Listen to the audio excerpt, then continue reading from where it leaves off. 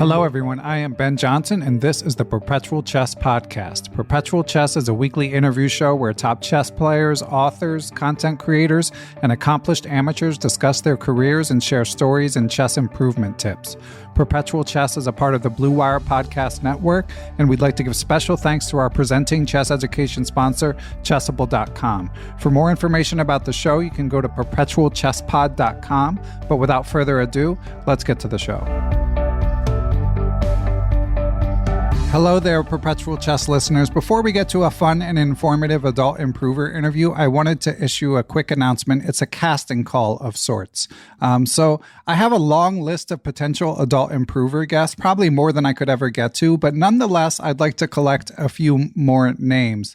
The reason for that is recently I've done these like IM to GM special episode, Master to IM, and I plan to do these across the rating spectrum, which means I need a wide array of people that I could potentially interview about cracking a specific rating plateau, or if you'd just like to tell your entire story, I'd be interested to hear you volunteer as well. The main requirements that I'm looking for are, of course, that you're passionate about chess, that you fluently speak English, and in order to do the interview, we'd need you to have a microphone or a headset, but we can help you with that if you do not have one. So if you're interested in volunteering yourself, or if there's someone you know who you think would be a good guest, and they don't need to have outlandish adult improvement triumphs. It's more about tackling a specific plateau and, telling your story in an engaging way. So if you're interested, go to perpetualchesspod.com/adult and fill out that form. I won't get back to you right away necessarily, but it'll be good for me to have that list as I continue to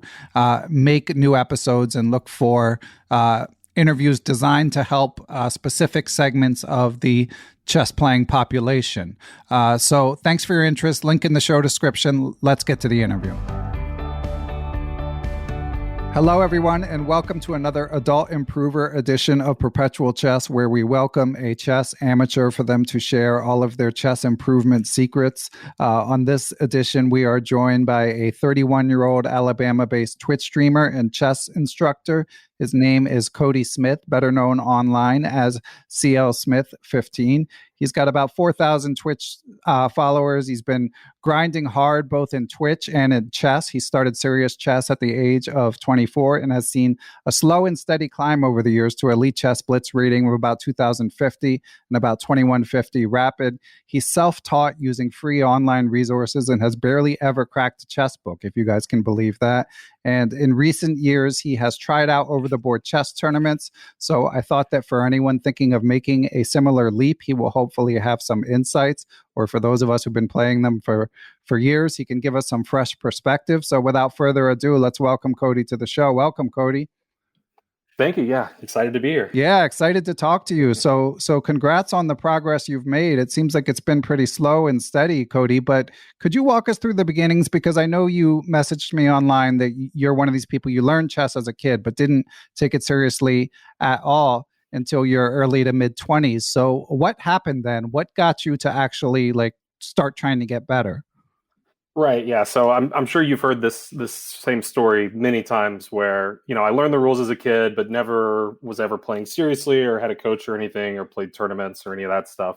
To be honest, I don't really remember what specifically spurred me to start playing online. I just remember it was my grad school year of college, and I just started playing online. I don't really remember what prompted me to do it.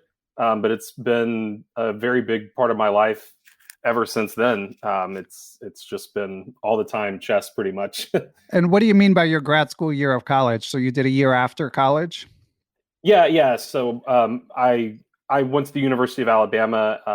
I was an undergraduate in accounting, and then I ended up doing a master's program in accounting at Alabama. Okay. And once your interest was piqued, did you discover a website? Did you just go straight to YouTube? What were your first steps into taking it more seriously? I mean, I think I basically jumped right into Elite Chess and started playing some games. I don't remember exactly. In the early days of me playing more seriously, I guess I was on YouTube a lot, and I attribute a lot of my early learning to that. Like I was specifically watching Simon Williams' channel a lot, John Bartholomew's channel a lot, ChessNetwork a lot, and then I became a really big fan of Ben Finegold, and still am, constantly watching Ben's stuff. So it was a little bit of both. I mean, I think I started playing, and I'm sort of a naturally curious person and want to learn more about something, and went to YouTube and just found a wealth of information there, and kind of just took it from there. Yeah, I mean, you shouted out some great content creators. Obviously, you had good taste right from the jump, but obviously the struggle that a lot of people have is it's just totally overwhelming how much stuff there is.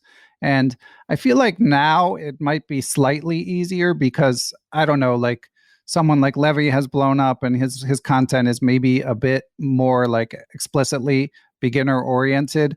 Whereas, I mean, I love the content of all the people you named. And I know that ChessNetwork in particular has like his beginner to master series, which is quite good.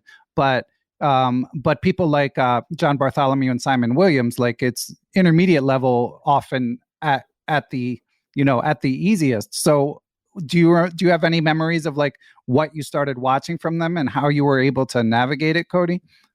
I do remember that like John Bartholomew has a great series that's climbing the rating ladder. Right. And I think that was like the first sort of intro level series that I watched. And just to explain, it's a series where he basically starts playing people at lower ratings, and he's talking about what they're doing wrong, what they need to improve, and just sort of showing like, how do you win at the, whatever it is it a 1200 level or a 1500 level or whatever. So he kind of starts from the bottom and works his way up and is playing stronger and stronger players. And I found that to be really instructive. I want to say he was one of the first people to do that, but I could be wrong about that. I know now, like Daniel Naroditsky does a very similar series, which I still am watching those videos all the time. Yeah. I think he calls it the chess speed run. So he's like starting with a fresh account on chess.com and trying to get his rating up as quickly as, well, maybe not as quickly as possible, but he's building up little by little in the same kind of way. Yeah. And we should mention John Bartholomew also has a playlist called Chess Fundamentals that I often recommend for newer players. So how did this like go interface with your playing? Because they're talking about so many different ideas that some of it may not seem that specific. So like, how much were you playing and how much were you watching, and how did you feel like you were able to sort of merge the two, especially in the early days before you really sort of knew the lay of the land?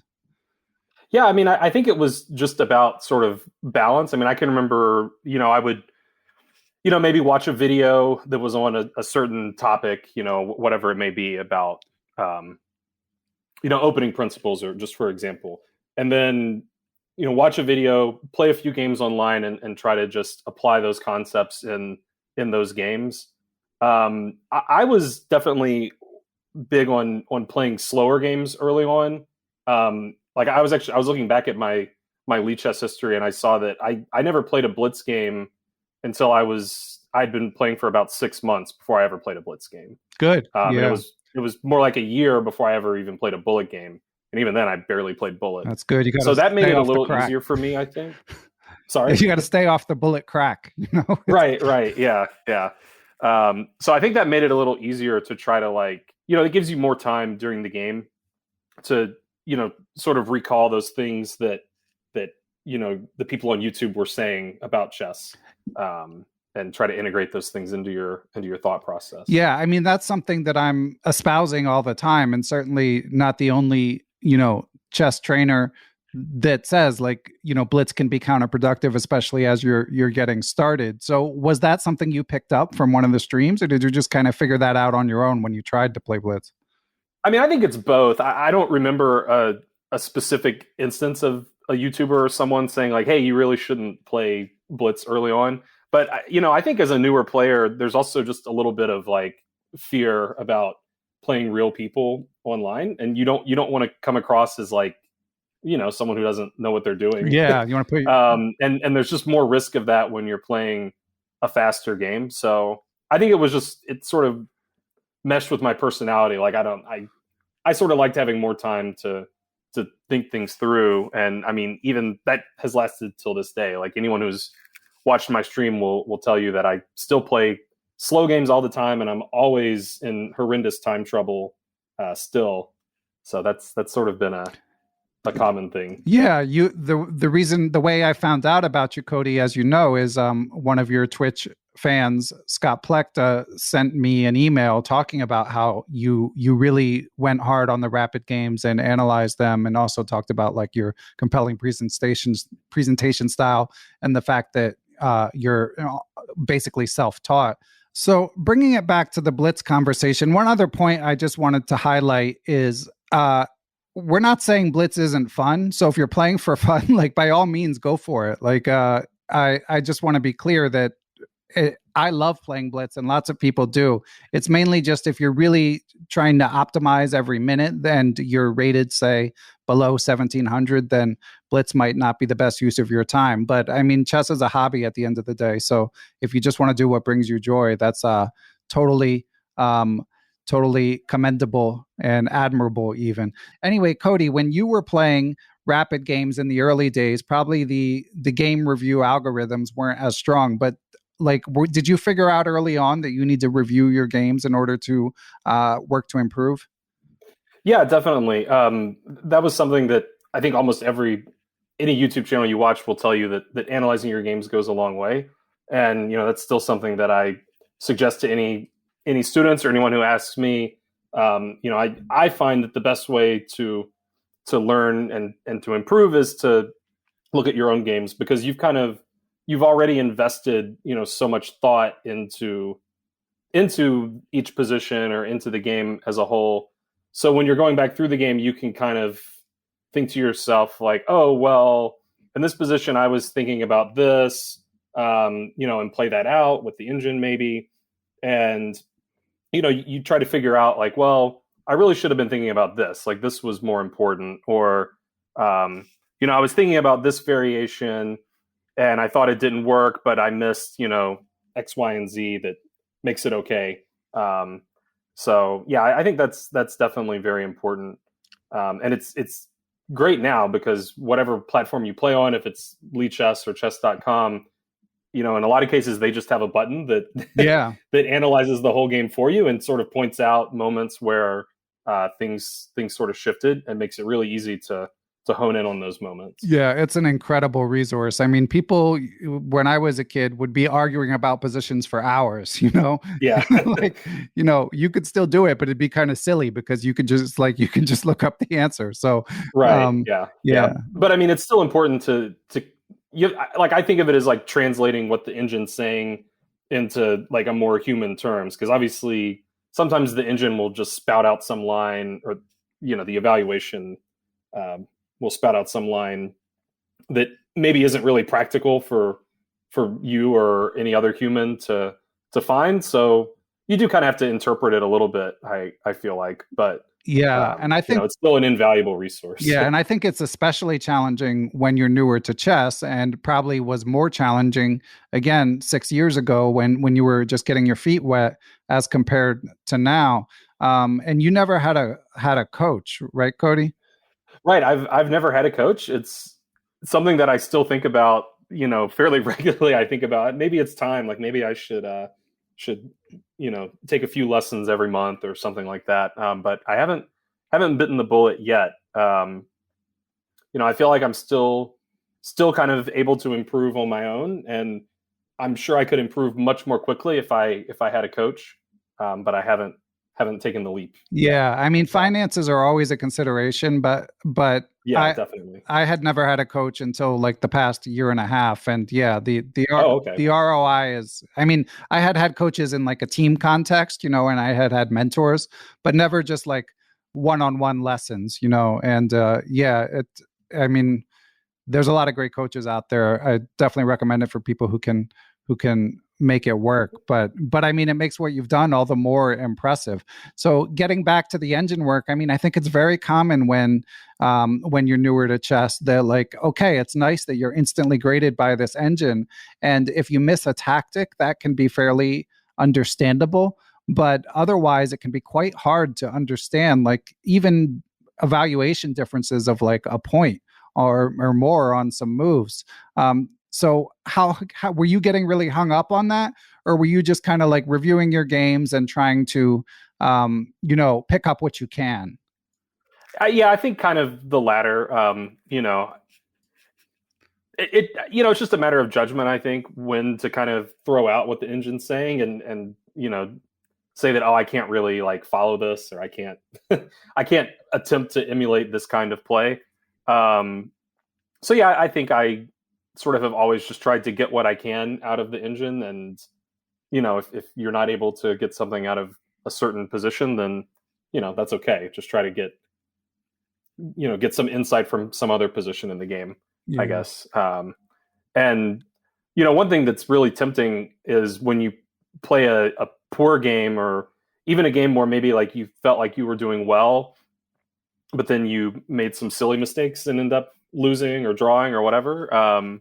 Sometimes it's tempting to just kind of like, I don't want to think about Oh, that for game, sure. or Yeah. I don't, I understand why I lost that game, so I don't need to look at the engine evaluation. But even in those cases, I mean, it still can be useful to go back and, because I mean, especially for someone like me and anyone else who's an adult improver, like we're making plenty of mistakes every game.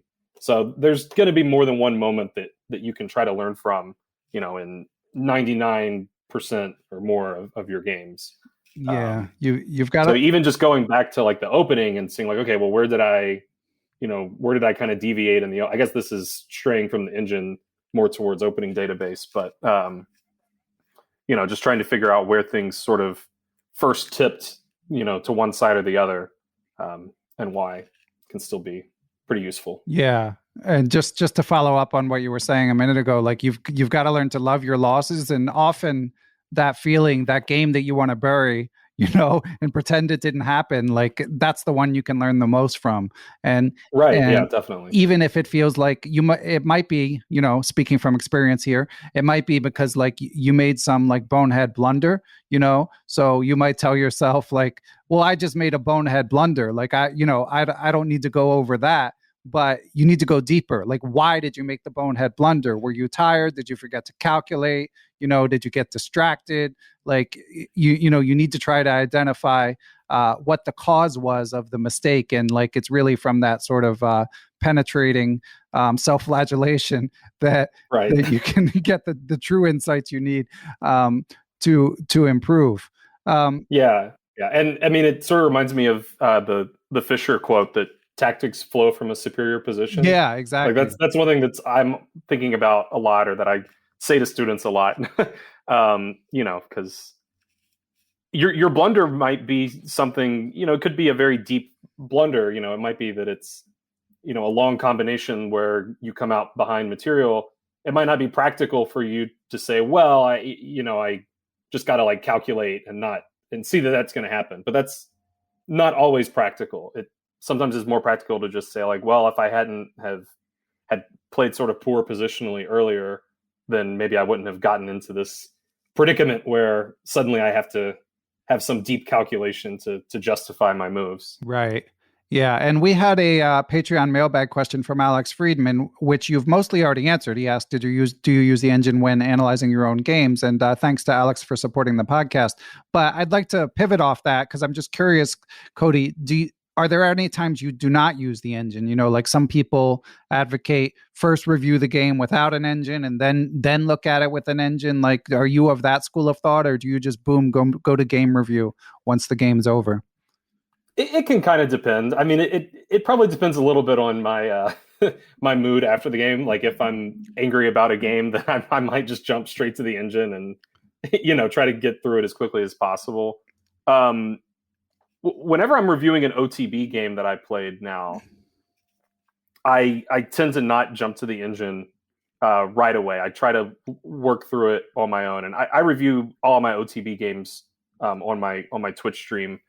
So I kind of go through it with viewers, and we'll sort of talk back and forth about what happened or what could have happened, and then sort of at the end we'll bring in the engine to make sure that we didn't miss anything. Aside from that, if I'm playing Blitz on the internet just sort of casually, I may or may not review my game even at all.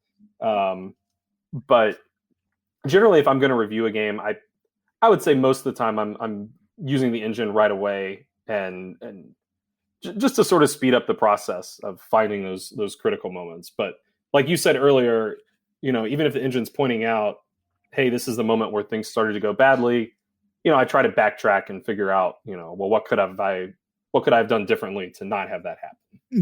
Yeah, exactly. I think that's good advice. And of course, I want to hear you referenced your recent OTB forays, and I'd like to hear more about those later. But first, Cody, we're going to take a break and hear from our sponsors. Listeners, I've got good news. I know you're looking for an update on my Aimchess analytics, and I'm happy to report that I'm now only behind on the clock in Blitz Chess 69% of the time. Huge progress. So if I can keep up that 2% improvement in no time, I'll always be ahead on the clock, and I'll probably win more games because of it. And of course, with Aimchess.com, you can use their algorithm to dissect your own game, look at trends from openings, different phases of the game, and of course, they give you actionable puzzles based on whatever your strengths and weaknesses are. So go to aimchess.com and check it out. They automatically scrape your games from the major chess playing sites to give you the insights you need to work on your game. So if you go to aimchess.com and decide to subscribe, be sure to use the code Perpetual30. Links in the show notes. And we are back. And Cody, I didn't look at your history too carefully, but again, from my analysis of your rating graph, it looked, fairly slow and steady, although it always looks slower and steadier and less tortured in graphical form. But do you remember any sort of plateaus that you found particularly difficult in your journey from, I know I saw you said on stream that you were probably about 1100 Lichess when you started and have worked your way up to 2000 to 2100 Lichess, depending on which speed we're playing. Yeah, there were definitely a lot of plateaus along the way. I can't remember where they were numerically. I have my graph up right now as it happens, but it looks like I plateaued around 1400 for a while, and I think what's often happened for me is I hit a plateau and I'm there for a little while, and then something clicks and it's something different every time, I guess, and then you sort of just move up to the next plateau. So sometimes this will happen to me for sure. And I've also found, sometimes if I've recently hit a new plateau and then I sort of regress a little bit, but sometimes that regression is actually before another sort of big uptick. Yeah. So I tell people that all the time when people are feeling discouraged about they've had bad results lately. Sometimes I think that can mean that, you've learned something new and you're just trying to sort of like integrate that new knowledge into what you already are applying during a game. Yeah, it's a great point. And in these periods, I know you said that none of them stuck out as being like particularly agonizing, but were there moments where you got super frustrated and maybe thought about like quitting or at least stopping training, or were you pretty dedicated the whole time? I don't think I was ever like super frustrated by it. As you said earlier, like I view chess as, it's a game first and foremost. So I want it to be fun. I don't want it to be something that upsets me, if I'm not able to progress or having poor results or whatever. So I think I've always sort of had that view of it. Like, even if my rating's not improving at any one moment, as long as I'm still feel like I'm learning new things and gaining more experience, that I'm sort of content to focus on that stuff more than whatever the number beside my name happens to be at that time. That's not to say that it can't be tilting to go on a downward spiral, but I feel like I try to have that sort of broader perspective about it, and sometimes it's nice to go back and just look at my graph, and like you were saying, it has been kind of a slow, steady climb. So that can be a little reassuring. Just go back and look and see, like, oh well, 5 years ago I was rated nothing, and now I'm still trending the right direction in the long term. You're like a Zen monk. I love it. Well, I guess trying to be. And I know you've mentioned you play some other games as well. So again, later on, I'd be curious. Look forward to hearing you compare some of your other hobbies. But Cody, so what kind of time are we talking about? I mean, I know your streams, you're doing many hours when you're streaming. Like how many hours a day would you say you've been devoting to, not aside from the streaming, to working on your chess? Well, I mean, for right now, I also am an instructor, so I teach mostly kids and a few adults. So that takes up, maybe 5 or 6 hours a week right now, I would say, maybe a little more. And then, I probably stream 15 or so hours a week, I would guess. So that's already a lot of chess. Yeah. And outside of that, I probably don't spend much anymore. Like Really? I might go and play, like a Elite Chess Blitz tournament, for half an hour every now and then, once or twice a week. Or I might sit down and play some Rapid on my own off stream. But other than that, I'm not devoting a whole lot just because I already have so much going on, I guess. I should also mention, I'm getting into OTB. There's a chess club here in Birmingham that we meet every week and play casual over the board. So there's that for a few hours. And then I'm also in a chess league where we're having month-long tournaments. So I have at least one rated OTB game every week.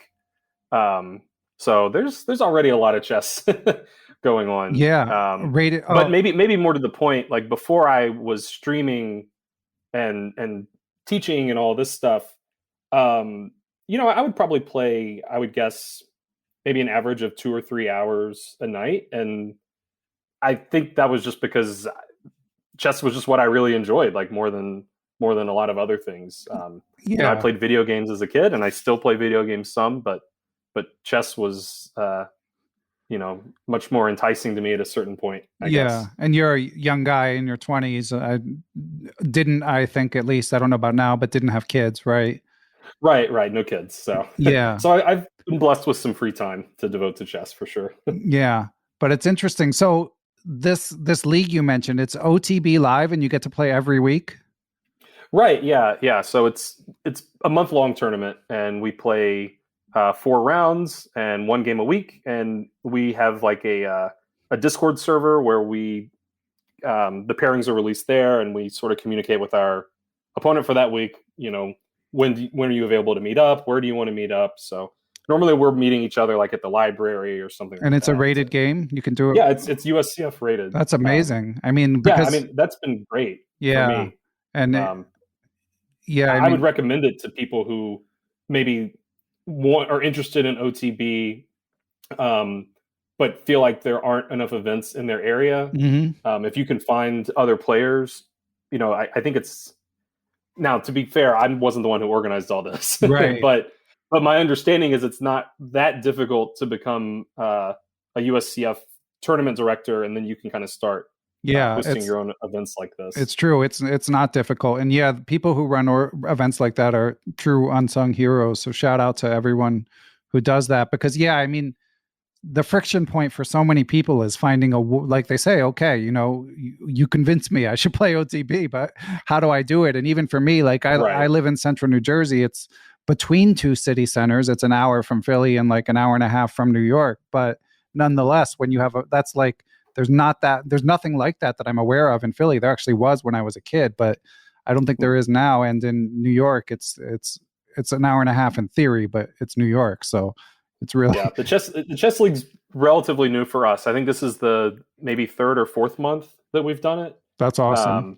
But yeah, it's been great. I mean, I've loved it. I mean, the one like minor drawback for me is it makes me a little less inclined to go play in sort of like, weekend tournaments, just Yeah. because I'm always having OTB games. But I do need to go play in the weekend tournaments too. Yeah, I don't know how big a drawback that is, to be honest. I Yeah, mean, maybe it's not, but yeah, it depends. I mean, they're a different experience for sure. right. I mean, well, since we're on the topic, I mean, so your first tournament, was it 2020 or 2021, Cody? 21. It was in May of 21. Okay, and what was that experience like? You walk in the door, how does it feel?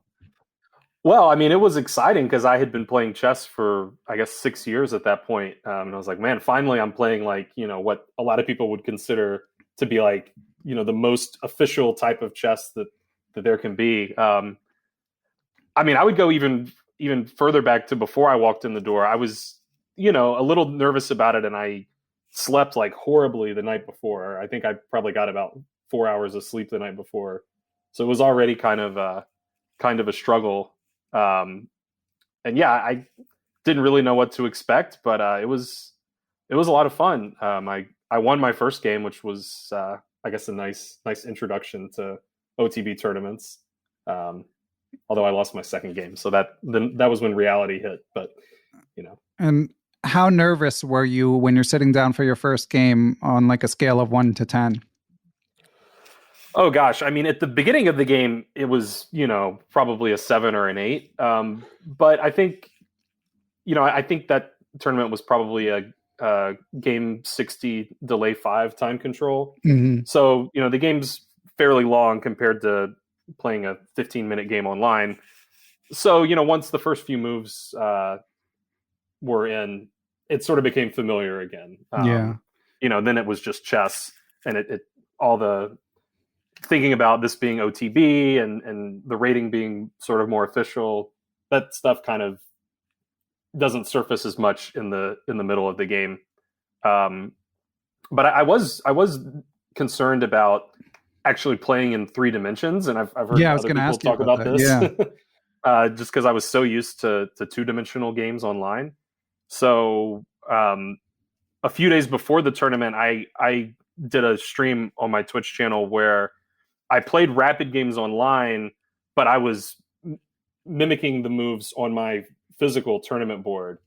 So I was trying to basically calculate and think about the game on my tournament board, and I would only, after I made a move on my 3D board, then I would input it into Lichess. So that, I think, kind of helped me get used to calculating in 3 dimensions. Yeah. But yeah, the game itself, I mean, it was a bit of a nerve-wracking game because I was sort of in control for a lot of the game, but it came down to a bit of a time scramble. and I was, I think, always fine, except for there was one moment where I sort of missed that he had an opportunity where he could simplify into an endgame where it was going to be difficult for me to stop promotion. Mm-hmm. But luckily he missed that too. And then I actually ended up winning because he flagged. He ran out of time. So it was a very tense opening game for me. And also we were like the last game that was ongoing. So, when you're the last game ongoing, sometimes you get a congregation of people watching you because they're bored and they need something to do before the next round starts. Well, plus it's heightened. It's like a heightened moment. It's just fun to watch. Yeah.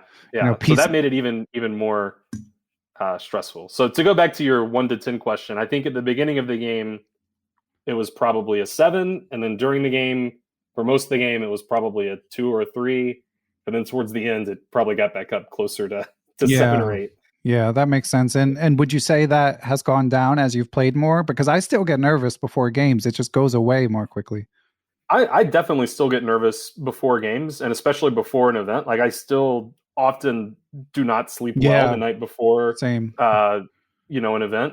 But yeah, it's definitely gotten better and more familiar. And even with the nerves or whatever, that is definitely not enough to discourage anyone from playing OTB. I mean, overall, it's a very worthwhile experience, and I had a ton of fun with it. I really wish I had started playing sooner.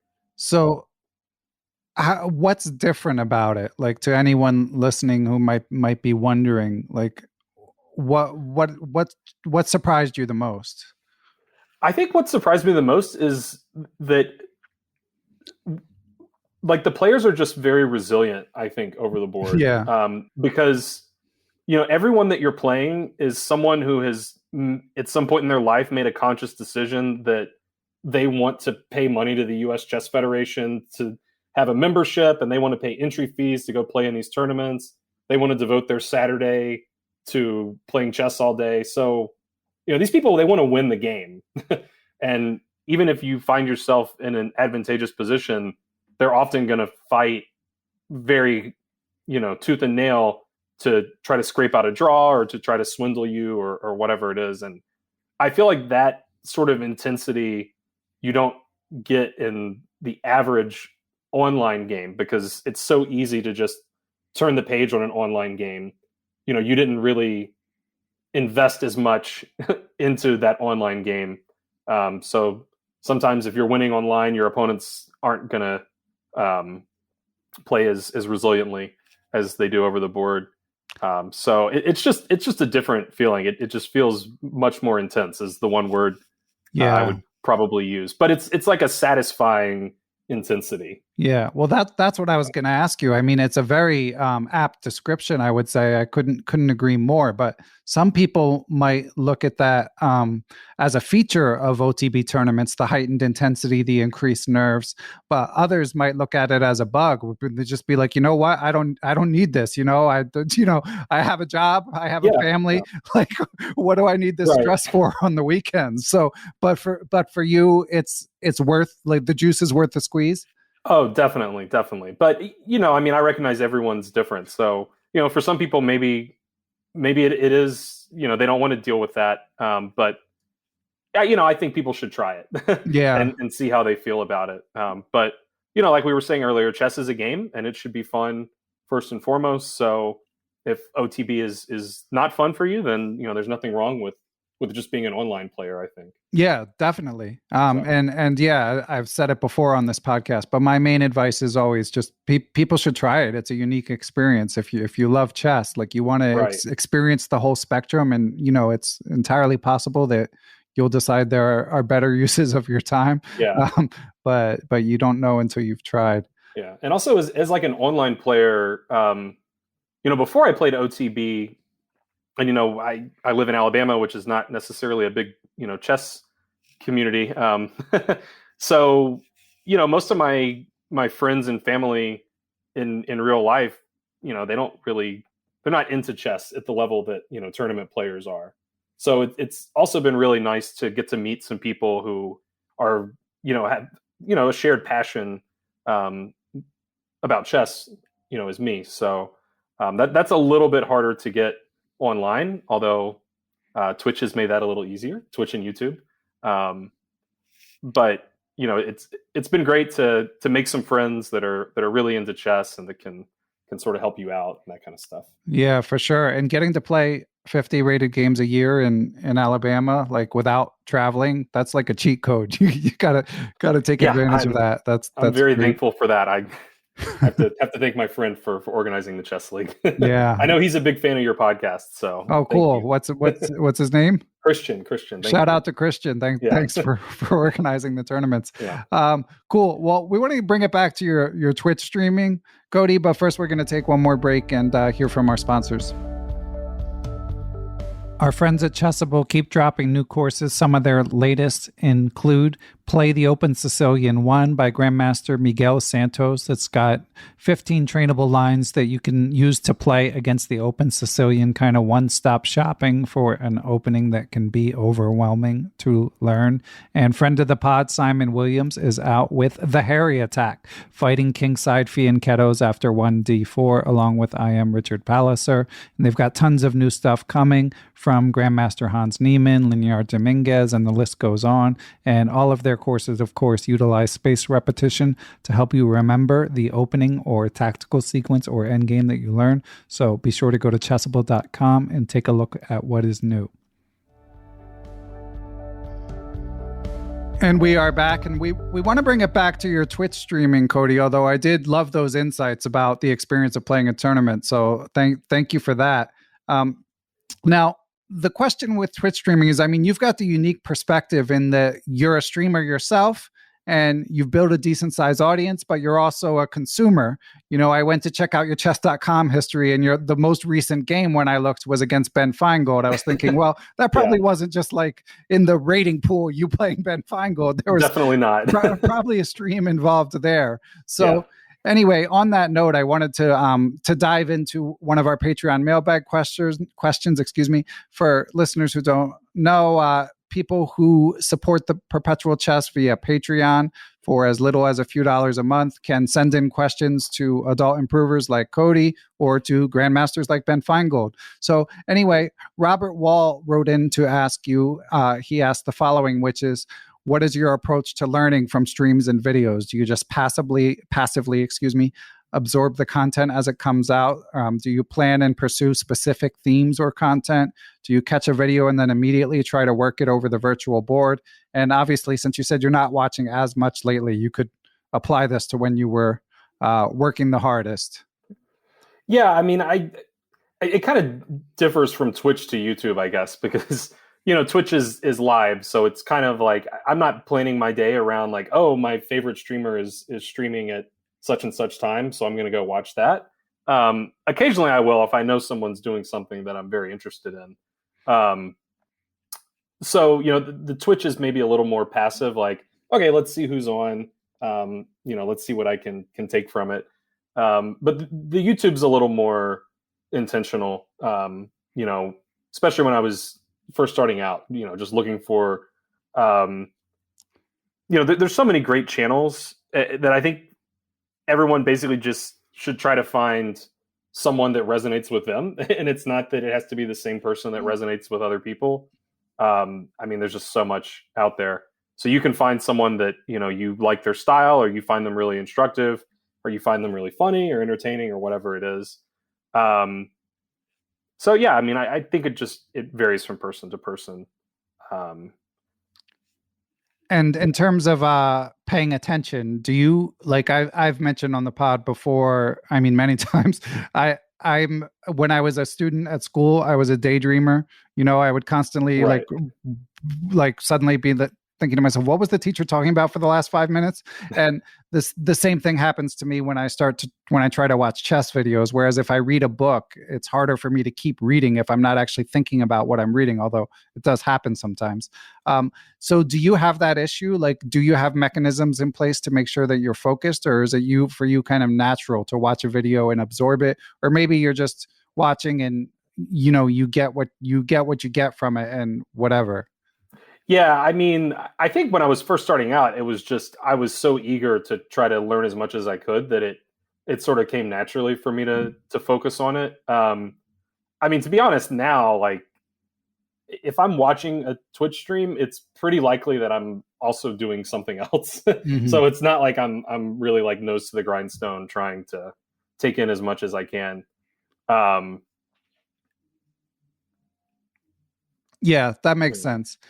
And this is kind of only tangentially related, but in terms of what Robert was getting at in terms of specific themes, it made me think about openings, because we didn't discuss your approach to openings. And I do think I saw you mention somewhere that they're not like a huge point of emphasis for you, but how do you approach that? Like, if you want to learn about an opening, do you search on YouTube?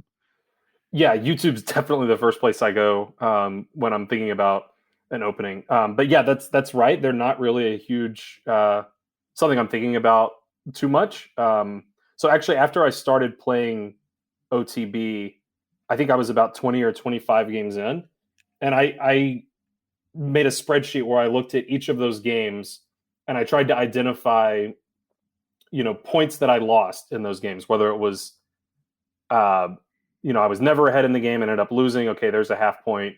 Or was I winning and then I blew it and I lost, or it was a draw, there's a half point or a whole point. And I tried to just identify like what area of the game was causing me to lose the most points. And I think of those 20 games, I only found like a half point that I lost because of of the opening. Amazing. I just wrote a blog post, which you can find on leechess.chess.com, about that very topic. And I had a similar experience, even, I'm probably like a couple 100 points higher rated than you, but like even up to my level and possibly beyond, like, and again, like shout out to Strong Chess, Todd Bryant. He was, he loves openings. So he was saying, I enjoyed the blog post, but I'm not sure I agree about openings. And I want to be clear, like, I'm not telling other people what to do. I'm just saying, like, the what's become a loaded phrase, do your own research. Right. Yeah. and totally agreed. But yeah, I basically, at that point, I just decided, I don't think studying openings is like the most efficient way for me to try to improve right now. Yeah. I'm sure that hopefully as I keep getting better, that they will become more important. At a certain point, they definitely do.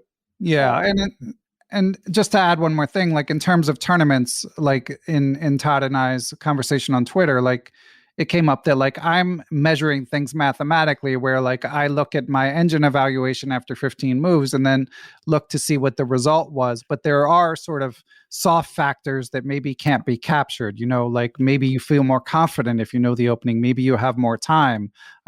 So if you're just looking at the valuation, maybe that doesn't come up. And then of course there's the omnipresent caveat that if you enjoy studying openings, you should study openings. Right, yeah. And I totally agree with all that. And I don't mean to sound like I'm just playing the opening well, so I don't have to try to do it. It's just more that, like, even if I don't play the opening all that well, I'm still getting playable positions. So even if it's, a half point or half pawn, eval that I'm down, I just felt like that's okay. As long as the position's playable, like, I'm still going to have my chances in the game at this level. Obviously that is going to depend on the level quite a bit. But yeah. And what about tactics, Cody? Have you been a tactics grinder along the way, like doing lots of puzzles? I definitely do. I mean, I always start off my streams with some tactics. I like to do the puzzle streak feature on Lichess, which is sort of like Puzzle Rush Survival on chess.com, where you start with sort of easier puzzles and you work your way up and get more difficult ones. So I do that frequently. When I'm not streaming, I like to do Puzzle Storm, which is sort of like regular Puzzle Rush, where you're just trying to solve as many puzzles as you can in a fixed amount of time. And I would say, like, before I was streaming regularly, I was better about devoting time to just doing just straight up puzzles, like not with any of these frills involved. So I mean, I feel like you can't really escape, doing puzzles if you're trying to improve. It's so important. Tactics are underpinning so much in chess in general. So yeah, I couldn't agree more. For better or for worse, it's like the grunt work. It's like the doing your cardio or whatever. Just has to be done. Right. And Cody, I heard you mention the chess.com puzzle feature, and it's actually time for our sponsored segment, the chess.bomb. So, Cody, the sponsored segment is for 2022 Adult Improver episodes. We're going to just highlight a few features on chess.com, except there's a twist this time. We're actually going to be talking about chesskid.com, but chesskid.bomb doesn't sound as good. So maybe it's okay. But in any event, Cody, we were messaging about this a little before the interview. And is it true you've been running school programs, teaching all these kids chess, and you've never used Chesskid? That's right. Never used Chesskid. Amazing. Yeah. So I am not doing school programs currently, but I've done many over the years, and I've been a Chesskid user for some 8 years, something like that. So just to mention a few of the features that the kids like, I mean, number one, they love the videos. There's tons of cartoons and sound effects.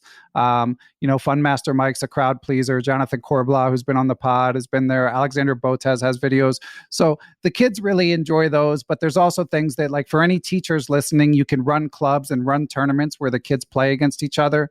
Even in their downtime, you can check the puzzles that your kids have done. They also have a Puzzle Rush-like feature. And then, of course, there's like an interactive lesson feature where you just climb the ladder and can be self-taught. And I've seen it myself. It's actually a good marker of, like, interested and talented kids where, when I was doing these school programs, I was buying Chesskid memberships from Chesskid for years, and you can check to see which ones have the love, just like which ones are spending their time just grinding these puzzles and doing the lessons. And some kids would come in and tell me what level they're on, and there's leaderboards where they can get competitive about it. So there's lots of features that we just wanted especially for any other coaches or parents who are listening, to make you all aware of the features. And we've got good news. You can receive a significant discount on any Chesskid Gold membership purchase or upgrade by clicking on the link in the show description.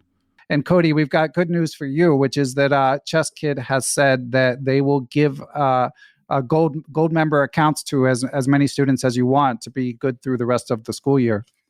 Oh, that's awesome. Thank you so much. Sure. Yeah. So hopefully, I don't know if it'll be on the pod, maybe years down the road, but you can report back to me. But I mean, again, obviously this is a sponsored segment, but it was not a sponsored segment when I was buying Chesskid memberships for years. So, and one other thing I wanted to mention for listeners, we're going to do a little contest. Because one other feature that Chesskid just released is they're rolling out new bots similar to chess.com, where it's based on a chess personality and you can play players at different levels. There's tons of different bots. Tani Adewuma, the prodigy kid who's been in the news, written about in the New York Times and stuff. They made a bot based on him. They made a bot based on Vishy Anand. And obviously no one's going to beat Anand, but Fun Master Mike did assure me that that bot's not quite as strong as Anand. So you at least have a puncher's chance. And here's the contest. So the first 3 listeners who go on Chesskid and play the Vishy Anand bot, if you beat it, draw it, or here's the one that might actually happen, last 40 moves against it, and you email support@chesskid.com with the subject Perpetual Chess. The first 3 people to do that will get a 1-year-long premium membership, one as an adult, like to be the overseer, and one for your kid. So if you're interested, all these details will be in the show description, so you don't have to write anything down. But just wanted you all to be aware of the features from chesskid.com. And this concludes the Chess.bomb. And Cody, we did have one other Twitch-related question for you, and this one is from fellow adult improver and friend of the pod, been on the pod, Dr. Courtney Fry. So shout out to Courtney.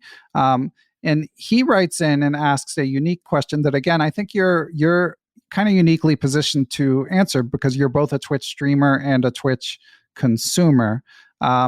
And here's his question. He said, I mentioned in the Patreon announcement that you're both a Twitch streamer and a fan of players like Finegold and Bartholomew streams. Could you comment on parasocial relationships, in quotes, on Twitch, by which he means one-sided social bonds between a viewer and a streamer? Is that something you and other streamers are conscious of on a daily basis, or is it an unavoidable side effect of the Twitch medium?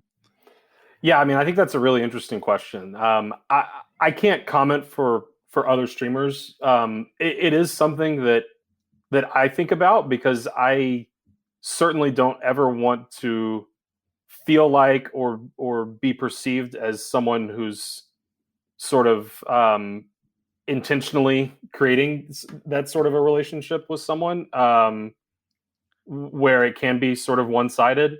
And Twitch definitely complicates things because there's there's often money involved with supporters, following your stream or whoever it is. So, for me, I just try to make sure that I'm not treating anyone differently based on the amount of financial support that they're providing. I want to make sure that everyone is welcomed in my streams and, in anything that I'm doing on Twitch. And I think in the chess world, it seems like pretty much everyone is sort of having the same kind of viewpoint about it. So I think it is definitely something that we have to be thinking of. But also from sort of the Twitch consumer side, for me, I've been a big Ben Finegold fan for a long time, and you could maybe have said that I was having that sort of parasocial thing going on, But like I've been able to meet Ben Finegold and hang out with Ben Finegold, sort of through Twitch myself. I mean, maybe that's partly because I'm also a streamer. But I've gotten to meet Ben and Karen and Spencer over in Atlanta when they were still running the chess club over there. And it's been a joy to meet people like that started as Twitch friends but have become sort of real friends. Yeah. And what do you pick up from someone like Ben in terms of like the way that he interacts with people? Obviously, he's, huge Twitch star now. So it seems like he's a good, I mean, always an acquired taste, but I'm also a fan of his, of course, and a friend of his. But like, what do you pick up from someone like that? Well, I was really impressed with Ben and Karen and Spencer that, there's a saying that's like, you don't want to meet your heroes because you might be disappointed or whatever. But like, I didn't get that from Ben and Karen and Spencer at all. Like, I think they are very, very genuine on their streams and YouTube content. Like they came across as very, pleasant and welcoming people in real life too. I mean, I was really impressed because, when I'm streaming, I feel like I'm not acting exactly how I would in day-to-day life. There's a little bit of showmanship that gets sort of added. But I think, especially with Ben, I think he's just sort of naturally that way. Yeah. So he's kind of that way in real life too. And he doesn't mince words, obviously. Right. Yeah. In no matter what it is he's talking about, but yeah, that's cool to hear. And yeah, I mean, Courtney, I was thinking about your question just from like a podcast perspective. And yeah, that's just kind of the way the world is now. I mean, there's all these like micro clicks, so it's kind of unavoidable. Like the podcast that I listen to regularly, I feel like I know the people even when I don't. So I'm sure it's the same way with Twitch. It's unavoidable, but all one can try to do is be as genuine as possible. Right. Yeah, I think it is to some extent unavoidable, but it doesn't have to be, damaging. Yeah.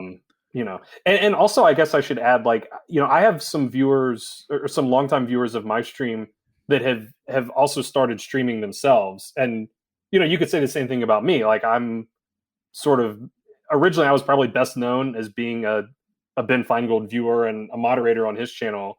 And then I sort of have spun off and done my own stream. So, even if it sort of feels one-sided at the surface, like it can go the other way where both sides are getting, tangible benefits of it. So, anyone who's a longtime viewer of mine, if I find out that they're starting to stream, I definitely want to be supportive of them. And to again give props to Ben Finegold. I mean, a lot of the viewers that I have now are people that probably found me from when Ben Finegold has rated me, which I guess I should explain that. Wow, you're a pro. Yeah, you should. Yeah, I mean, it's come up before, Twitch, but you might as well. Yeah. Right. So on Twitch, when you end your stream, it's customary to send all your viewers to another channel, and that's called rating in Twitch. So not rating like a chess rating, but rating, RAID. So a lot of the followers that I have on Twitch initially discovered me because of Ben Finegold rating me, or Eric Rozman has, John Bartholomew has. I mean, I've been lucky to have some big names send their people my way. So that's sort of one way that a relationship, I guess, can go from parasocial to a little more give and take. Yeah, although also obviously when you're an admin for someone on their Twitch channel, I mean, you're doing them a tremendous service. Oh gosh, I mean, I probably have never really done much service as a moderator on Ben's stream. Like every now and then, moderation. If someone's like obviously out of line, then I'll ban them or time them out or something. But I mean, really, I'm there as a viewer. So cool. And I'm sure you get asked this on stream, but what's your stock advice about someone who's thinking about getting into Twitch streaming? Yes or no? And if yes, what should they do? I mean, I think it's kind of like we were talking about OTB. Like, it's one of those things that you kind of might as well try and just see how you like it. It's not going to be for everyone. And, if you had asked me before I started doing it, I probably wouldn't have said it's not for me. Like I don't really have a history of being on camera, or it's not like I wasn't in theater classes or anything like that. So this was all very new for me. But unlike OTB chess, the sort of startup costs are very low. Like there's not much barrier to entry. You can download the software and start, as long as you have a computer that's capable of doing it, which is not really that. You don't have to have fancy equipment to do it. So I would encourage people to try it out if they have even, a thought that it might be something they're interested in, because you never know where it could go. Yeah.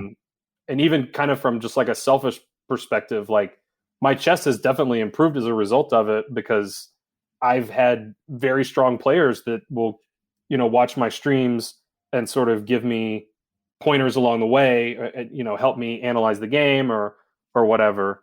Now, I mean, after the fact, not during the game. I have to be careful not to let any of that stuff happen during a game. But so it's been a great benefit to me to have very strong. I mean, titled players even will watch my streams and sort of help me out.